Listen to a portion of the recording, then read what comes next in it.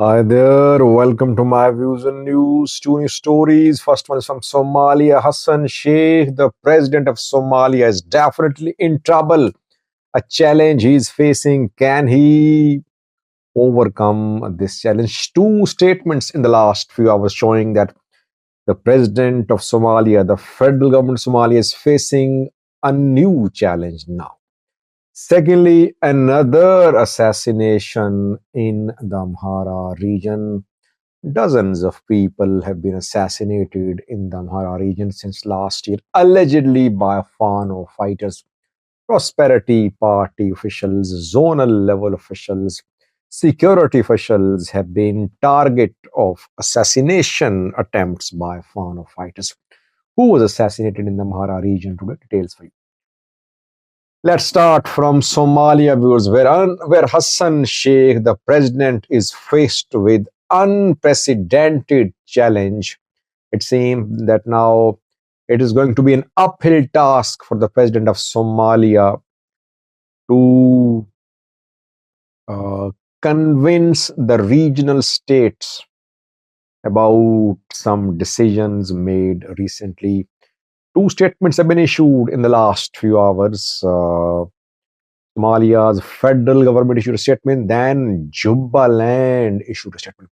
Jubaland has announced to cut off all ties with the federal government of Somalia.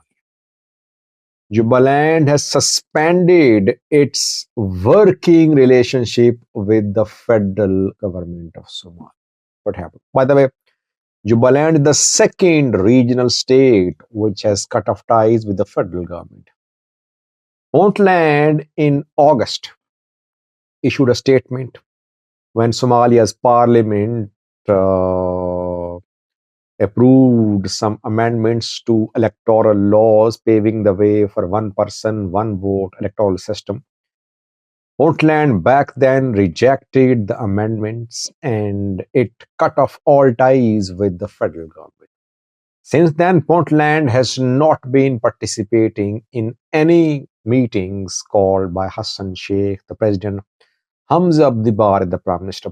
Puntland boycotted all the sessions of National Consultative Council held after August. Now, second state, regional state, which has cut off ties with the federal government is Jubaland, which just a few hours ago issued a statement. So, two states, almost half of Somalia, is cutting off links with the federal government. By the way, we must be clear, they are not announcing independence. They're not like Somaliland. Somaliland has been existing as a separate entity. It claims to be a country. No such claim made by Puntland or Jubaland. They're only suspending a working relationship with the federal government. That will definitely paralyze the federal government. Because the federal government is supposed to have authority in entire Somalia. Today's statement is alarming by Jubaland. What is the reason? What happened? What will Hassan Sheikh do now? Will Hassan Sheikh be forced to launch a military operation in Jubaland? Well, we know that a few days ago, National Consultative Council, the highest body in Somalia, held a meeting. It made some decisions. Southwest State, uh, Gulmudug, other states, Banadir, Hirshabale, they attended the meeting. Jubaland boycotted, Puntland boycotted. Jubaland attended an earlier meeting of NCC. The last one was boycotted by Jubaland. At that National Consultative Council meeting, it was decided that local election will be held in all regional states in June next year, June 2025. Parliamentary, regional, and leadership election will be held in September 2025. Jubaland and Portland are not agreeing with this decision made by NCC. NCC said that election will be direct election, one person, one vote. Jubaland boycotted NCC meeting and then it formed an electoral committee to conduct local indirect election in coming weeks.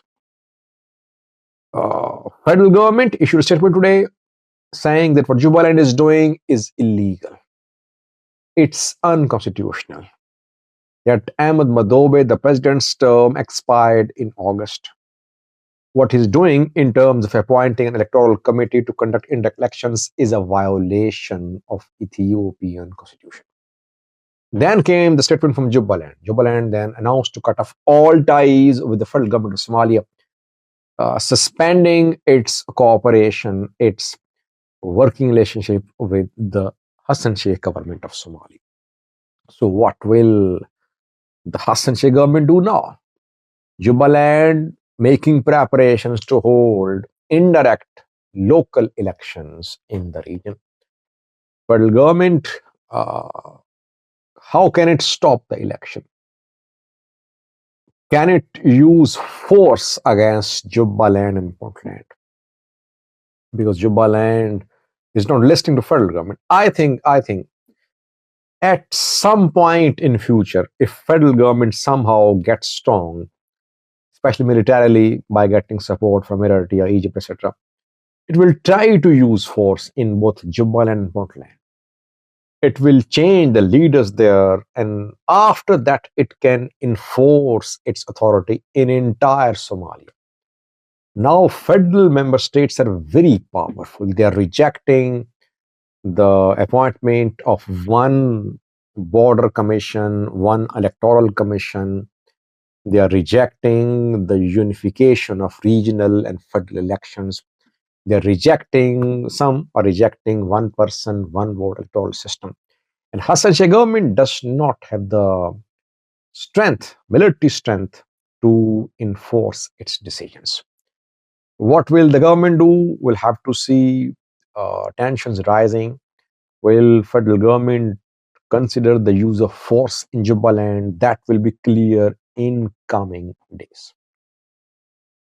Secondly, viewers, another assassination in the Amhara region of Ethiopia, where assassination and ambush are two deadly weapons used by Fano fighters against Ethiopian military, Ethiopian government officials, Prosperity Party members. Since last year, Fano fighters have been killing those people who have been at the forefront of military operations against Fano fighters. Fano fighters contact the people who are leading the operation. They warn them, they threaten them, they contact their families, they threaten their families, and then they carry out assassination attacks. Dozens have been killed. So, a long list. I have done scores of videos on the people killed, assassinated in the Amhara region. Latest victim of these assassination attacks is Kobo Prosperity Party head. Darbe Bale is his name. He was shot dead, reported today. He was not alone when he was shot dead, but there were other people with him. Two were injured in this attack. Darbe's death confirmed. Fano, whenever they kill people extrajudicially, not extrajudicially, when they kill people in target killing, they don't claim responsibility. But Fano-backed sources, they share it as if it's an achievement by Fano fighters. So Darbe Bale has been killed. Prosperity Party members in Amhara are in a very difficult position. They cannot lead they cannot back government decisions by being at the forefront. They cannot openly oppose Fano. But if they don't oppose Fano, government mistrusts them and they cannot hold key positions. If they want to be in key positions, they must lead the operation. They must support the operation against Fano. That makes them vulnerable. That makes their families vulnerable too. That is why they are victims of assassination attacks by Fano